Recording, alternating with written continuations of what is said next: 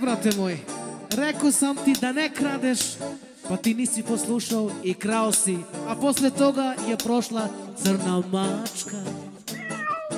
E sad sam morao da ti napišem pesmu. Rekao sam ti ne idi da kradeš, crna mačka prošla, glavljena me došla. Rekao sam ti ne idi da kradeš, crna mačka prošla, glavljena me došla. Ej sudija, advokati, koliko treba da se plati? Evo vama srebro i zlata, otkučajte ta gvozdena vrata. Ej sudija, advokati, koliko treba da se plati?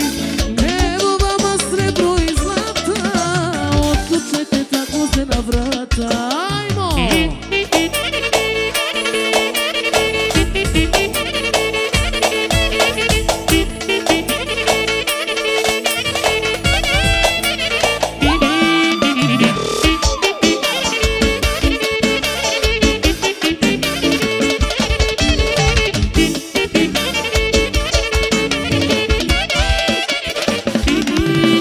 Rekao sam ti ne idi da kradeš, crna mačka prošla, glavljena me došla. Rekao sam ti ne idi da kradeš, crna mačka prošla, glavljena me došla. Ej sudija, advokati, koliko treba da se plati?